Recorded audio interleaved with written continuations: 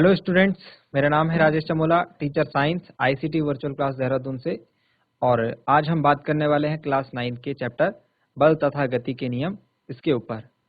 पिछली क्लासेस से स्टूडेंट्स हमने बल को समझा, गति के नियमों को समझा, गैलीलियो के एक महत्वपूर्ण प्रयोग को समझा और गति के प्रथम और द्वितीय नियम को हम कवर अप कर चुके हैं।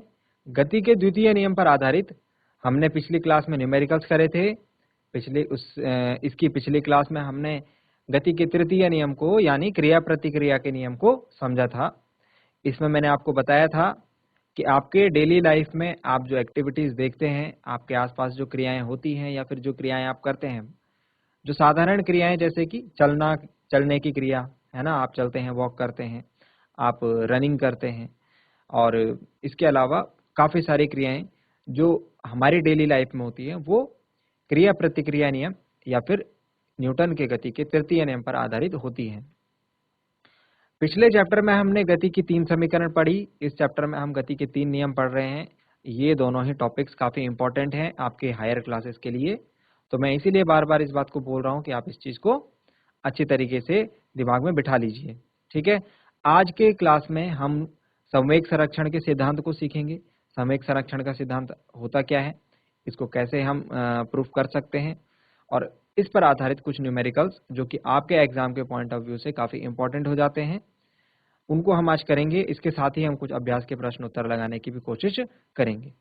तो आज आपका ये चैप्टर कंप्लीट हो जाएगा। यदि इसका कुछ पार्ट रह जाता है तो उसको अगली क्लास में कर लेंगे, अदरवाइज आज ये चैप्टर कंप्लीट हो जाएगा। अगली क्लास में हम नया चैप्टर स्टार्ट कर सकते हैं। तो हम समझेंगे संवेग संरक्षण के सिद्धांत को, और इसको समझने के लिए हम चलते हैं स्मार्ट बोर्ड पर।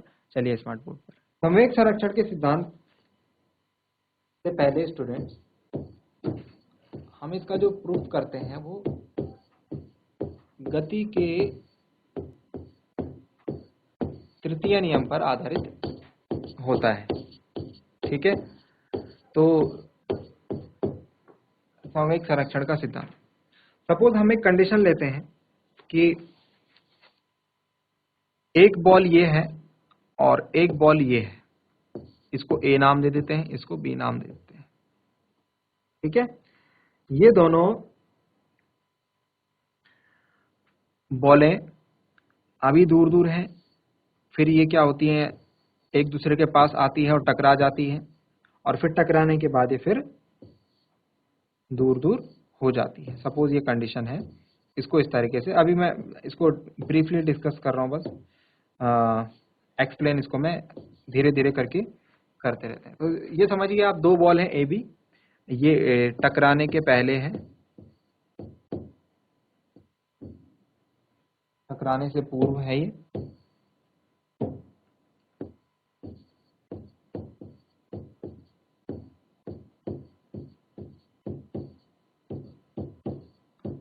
टकराते वक्त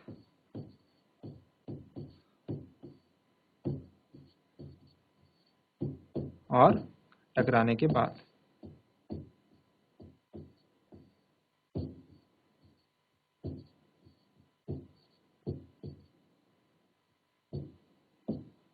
ठीक है, तो मानते हैं हम इसमें कुछ चीजों को मानते हैं, जब हमको प्रूफ करना होता है तो हम मानते हैं कि ए गेंद का द्रव्यमान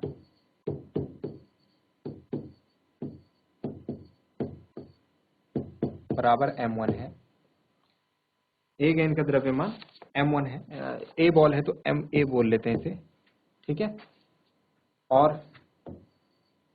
बी गेंद का द्रव्यमान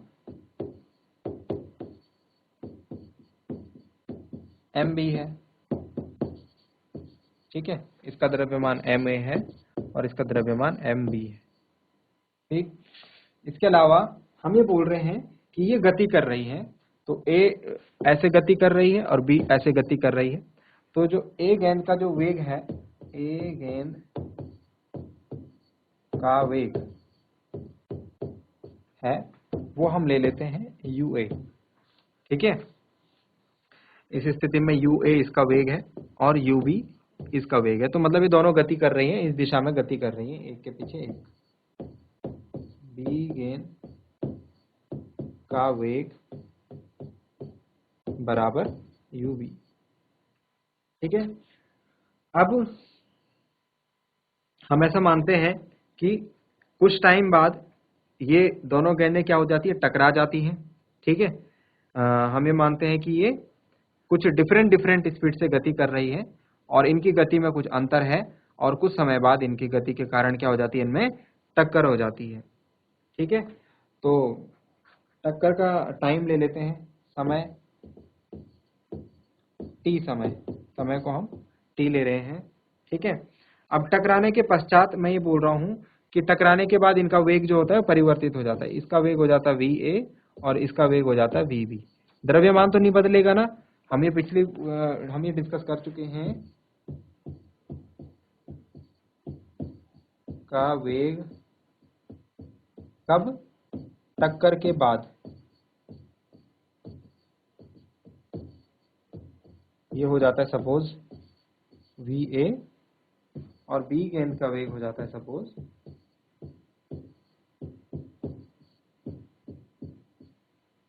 टक्कर के बाद vb। ठीक है, तो ये हमने सारी चीजें नोट डाउन कर ली।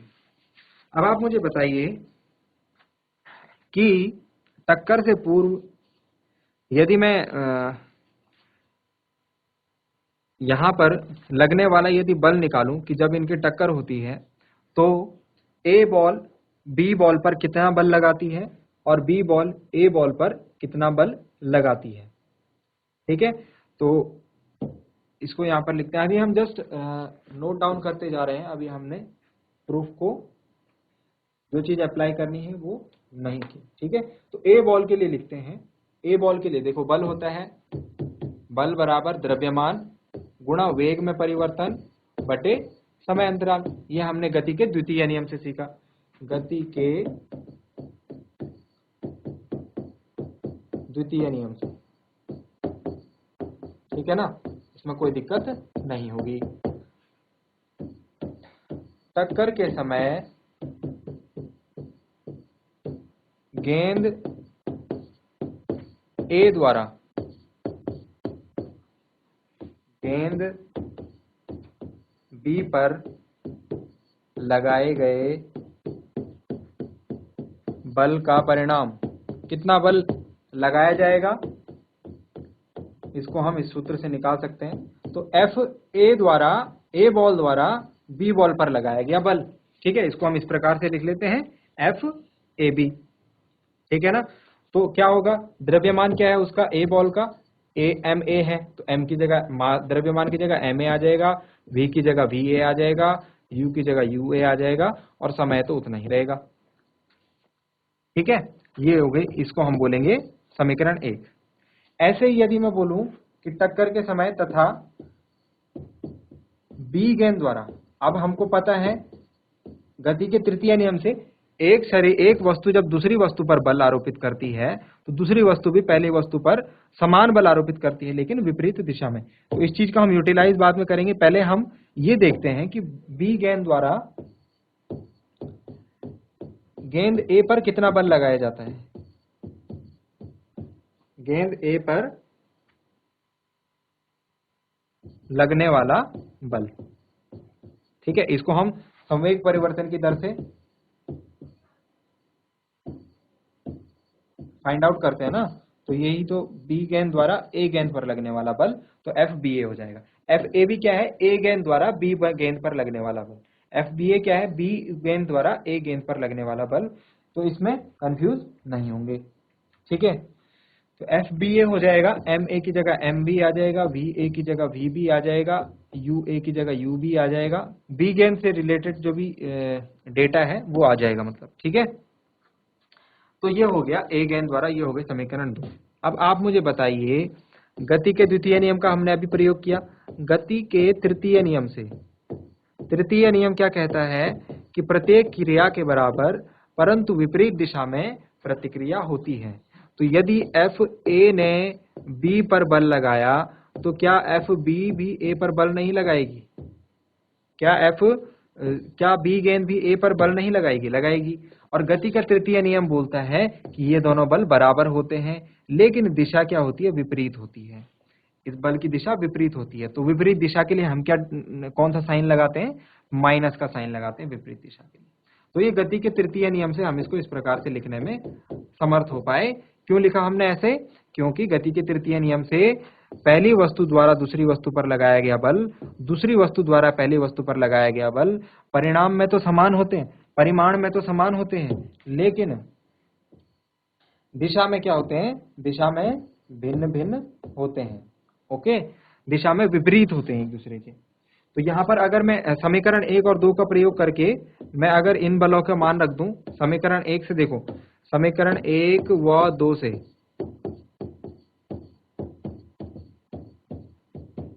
इसकी जगह में क्या रखूंगा? FAB की वैल्यू रख दो ये वाली, और FBA की जगह क्या रखूंगा? FBA की जगह ये वैल्यू रख दो समीकरण 1 और 2 का प्रयोग करके। तो वैल्यूज रखता हूं, इधर क्या आ जाएगा? MA VA minus UA upon T is equal to MB VB minus UB upon T। ठीक है ना? इसके बाद यहां पर माइनस साइन भी आएगा, क्योंकि ऊपर इस माइनस के कारण। ठीक है, तो यहाँ पर माइनस होता है, तो यहाँ पर माइनस भी लगा देंगे। अब इसको सॉल्व करना स्टार्ट करते हैं। T से T कैंसिल आउट हो जाएगा। MA की मल्टीप्लाई अंदर कराइए तो MA VA minus MA UA हो जाएगा। अब यहाँ माइनस को आप बाहर रहने दीजिए और MB की मल्टीप्लाई कराइए तो हो जाएगा MB VB minus MB UB। ठीक है, इसके बाद आप जो ये बाहर माइनस है दूसरी साइड, इसको सॉल्व कीजिए। माइनस प्लस में आप इस प्रकार से कैलकुलेशन कीजिए, पहले बाकी कैलकुलेशन कीजिए, माइनस की कैलकुलेशन लास्ट में कीजिए। तो हो जाएगा माइनस MB VB और ये माइनस माइनस क्या हो जाएगा? Plus MB UB। ठीक है, अब ये माइनस वाला जो पद है इसको इस तरफ लेके आते हैं तो प्लस हो जाएगा, और यहां से ये माइनस वाला पद है इसको इस तरफ लेके जाएंगे तो प्लस हो जाएगा। तो क्या बन जाएगा? MA VA plus MB VB is equal to, और ये MA UA उधर चला जाएगा तो क्या बन जाएगा? MA UA प्लस का प्लस MB UB। ओके, तो ये हमारे पास एक समीकरण मिली हमें। इसको मैं अगले पेज पर लिखता हूं, जो ये लास्ट लाइन हमें मिली है इसको अगले पेज पर लिखता हूं। ठीक है, तो ये है MA VA plus MB VB is equal to MA UA plus MB UB। ठीक है, इसका मतलब क्या हुआ? इसका मतलब समझते हैं आप। देखिए, ये हमारे पास एक्सप्रेशन आया लास्ट में, तो ये M का मतलब क्या है? MA क्या हो गया? द्रव्यमान। किसका? A गेंद का, A गेंद का। ठीक है, और VA क्या हो गया? वेग। किसका? A गेंद का। ठीक है, VA वेग हो गया टक्कर के बाद वाला वेग, टक्कर के बाद वाला। तो द्रव्यमान गुणा वेग हमने बोला संवेग होता है ना? हमने पढ़ी थी ये चीज जब गति के द्वितीय नियम को पढ़ रहे। तो ये क्या हो गया? संवेग हो गया। संवेग किसका? गेंद A का।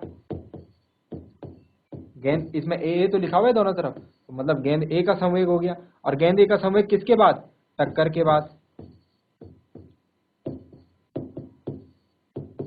बात समझ में आई? ऐसे ही ये देखो, ये B हो गया, ये B हो गया, तो मतलब ये गेंद B का हो गया, गेंद B का। और MB इंटू VB है मतलब संवेग, और V मतलब VB कब था? टक्कर के बाद वाला वेग था, तो ये हो गया टक्कर के बाद वाला वेग। अब इधर आइए, ये हो गया A गेंद का, तो गेंद A का MA इंटू द्रव्यमान गुणा वेग है तो संवेग। लेकिन ये कब का होगा? क्योंकि इसमें UA है, और UA हमने लिखा था टक्कर से पूर्व, UA हमने लिखा था गेंदे का वेग टक्कर से पूर्व, यहां पर देखो। ठीक है, टक्कर से पूर्व। तो संवेग टक्कर के पूर्व, टकराने के पूर्व। और ऐसे ही यहां देखो, ये हो जाएगा गेंद बी का संवेग टक्कर के पूर्व, क्योंकि यू बी है इसमें। ठीक है, ये बात समझ रहे होंगे आप। ये मैं जल्दी जल्दी में इसलिए लिख रहा हूं क्योंकि आपको समझाने के लिए लिख रहा हूं। अब देखो, गेंद ए का संवेग टक्कर के बाद प्लस गेंद बी का संवेग टक्कर के बाद, तो इसको हम कैसे लिख सकते हैं? टक्कर के बाद का कुल संवेग है ना, टक्कर के बाद का कुल संवेग हो गया। तो ये पूरा हम इसको शॉर्ट में लिख सकते हैं, टकराने के बाद, टक्कर के बाद का कुल संवेग। इस तरफ हम ये लिख सकते हैं, टक्कर के बाद का कुल संवेग टकराने के पश्चात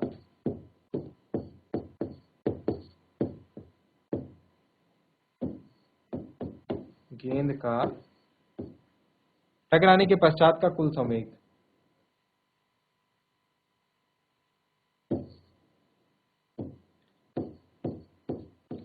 और ऐसे ही मैं इधर लिख सकता हूं, ये भी टक्कर के पूर्व का है, ये भी टक्कर के पूर्व का है, ये गेंद ए का है, गेंद बी का है। तो मैं बोल सकता हूं टकराने के पूर्व का कुल संवेग ये है। तो इधर टकराने के पूर्व का आ रहा है सिर्फ, है ना। तो ये हो जाएगा बराबर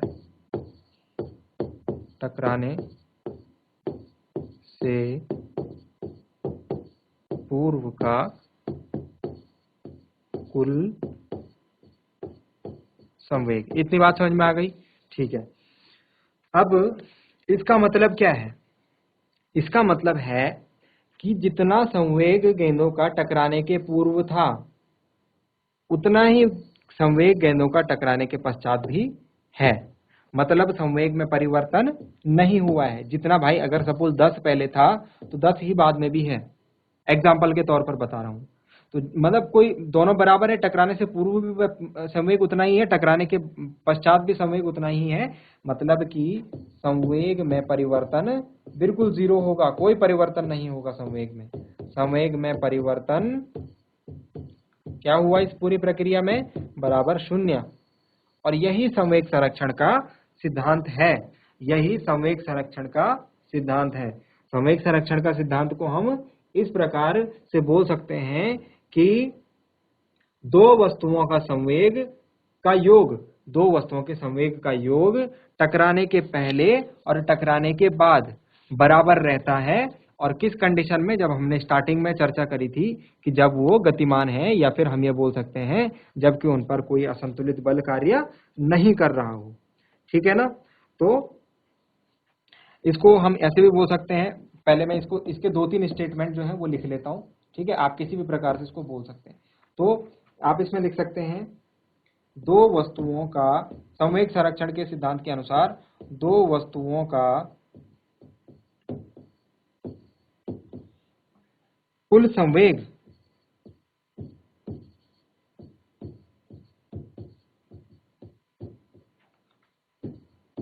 टकराने की प्रक्रिया में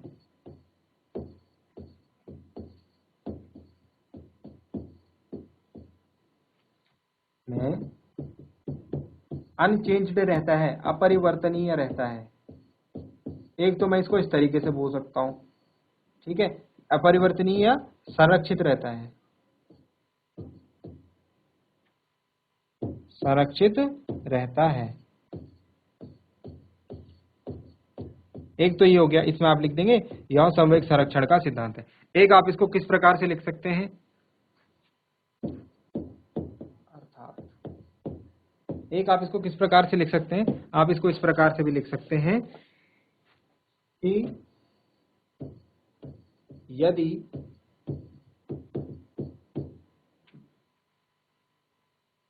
दो वस्तुओं पर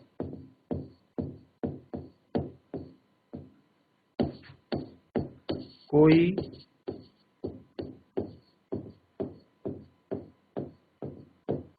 असंतुलित बल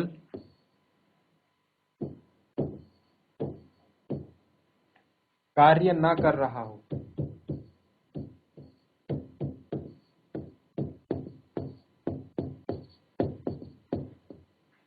तो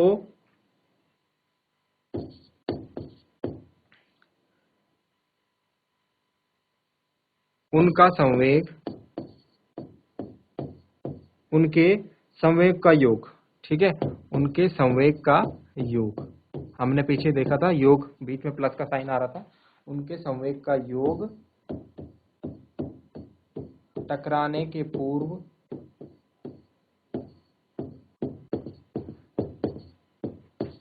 तथा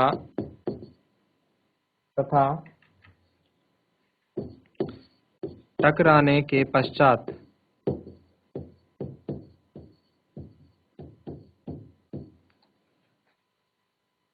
टकराने के पूर्व तथा टकराने के पश्चात समान रहता है या बराबर रहता है। इसे संवेग संरक्षण का सिद्धांत या नियम कहते हैं। तो संवेग संरक्षण का नियम आप समझ गए होंगे, बिल्कुल इजी है कि संवेग के बारे में बात कर रहे हैं। यदि कंडीशन क्या है, देखो कंडीशन आपको ध्यान रखनी है। आपको अगर ये संवेग संरक्षण का सिद्धांत लिखने को आगे, पहली बात आप कंडीशन लिखेंगे कि दो वस्तुएं होनी चाहिए, उन पर कोई असंतुलित बल कार्य नहीं करना होना चाहिए। फिर यदि उनकी टक्कर होगी तो क्या होगा, उनके संवेग का योग, दोनों एक वस्तु के संवेग और दूसरी वस्तु के संवेग का योग टक्कर के पहले और टक्कर के बाद बराबर रहेगा। ये हमारा संवेग संरक्षण का सिद्धांत है। सिंपल, आप इसमें इतना लिखेंगे। इस पर आधारित क्या होता है एग्जाम में, इस पर आधारित आते हैं न्यूमेरिकल्स। तो हम सीधे इस पर आधारित क्या करेंगे, न्यूमेरिकल्स करना स्टार्ट करते हैं। तो मैंने आपको बताया था कि जो ये गति के तृतीय नियम पर आधारित हमने इसका डेरिवेशन देखा, तो इसके क्वेश्चन भी कुछ उसी टाइप के होंगे। तो एक क्वेश्चन है, मैं क्वेश्चन रिसाइट करता हूं, आप इसको समझिए। मैं जो जरूरी डेटा जो है वो लिखते रहूंगा। 2 किलोग्राम एक पिस्टल से 20 ग्राम द्रव्यमान की गोली को, 2 किलोग्राम की पिस्टल है, उससे 20 ग्राम द्रव्यमान की गोली को 20 ग्राम द्रव्यमान की गोली को छोड़ा जाता है। ठीक है, फायर करी तो कितने वेग से छोड़ा, इसको छोड़ा 150 मीटर प्रति सेकंड के वेग से। कितने वेग से छोड़ा, 150 मीटर प्रति सेकंड के वेग से। इसके बाद क्या हुआ, पिस्टल के पीछे हटने का वेग परिकलित कीजिए। हमको पिस्टल के पीछे हटने का वेग परिकलित करना है, हमको ये वेलोसिटी फाइंड आउट करनी है। देखो यहाँ पर क्या है, पिस्टल है तो दो वस्तुएं होनी चाहिए ना, तो ये पिस्टल का द्रव्यमान है 2 kg। तो पहली वस्तु तो हो गई पिस्टल। 2 kg को अगर आप ग्राम्स में कन्वर्ट करोगे तो 2000 हो जाएगा, है ना। किलोग्राम को ग्राम में कन्वर्ट करोगे तो 2000 ग्राम हो जाएगा। और ऐसे ही ये गोली हो गई दूसरी वस्तु। बात समझ में आ गई, दो वस्तुएं होनी चाहिए, ठीक है। तो ये गोली का द्रव्यमान हमको ग्राम में ऑलरेडी दे रखा है, तो इसको हमको चेंज करने की जरूरत नहीं है। पहले बताइए आप, पहले टकराने से पूर्व मतलब गोली छूटने से पूर्व, तो गोली चलने से पूर्व जो वेग रहेगा, इसका रहेगा UA और इसका रहेगा UB। ये हो गया सपोज MA और ये हो गया MB जो द्रव्यमान है, ठीक है। इसमें तो परिवर्तित होना नहीं है। अब आप मुझे बताइए टकराने के पूर्व इसका वेग क्या रहेगा। दोनों रेस्ट पोजीशन में रहेगी, दोनों विराम अवस्था में, मतलब दोनों का वेग क्या रहेगा, 0। दोनों का वेग क्या रहेगा, 0। इसके बाद क्या होना था, दोनों का वेग 0 रहेगा, अंतिम वेग इसका कुछ और हो जाएगा और इसका अंतिम वेग हमें दे रखा है, ठीक है। तो ये न्यूमेरिकल अभी इसको इतना ही रखते हैं क्योंकि टाइम कम है, और इसको मैं कल सॉल्व करूंगा क्लास में। अगर आपसे अगली क्लास में सॉल्व करेंगे, अगर आपसे सॉल्व हो पाए तो आप कीजिएगा। अगले और भी न्यूमेरिकल्स हम करेंगे। तो मिलते हैं अगली क्लास में। उम्मीद करता हूँ कि आपको आज की क्लास पसंद आई होगी। बहुत बहुत धन्यवाद।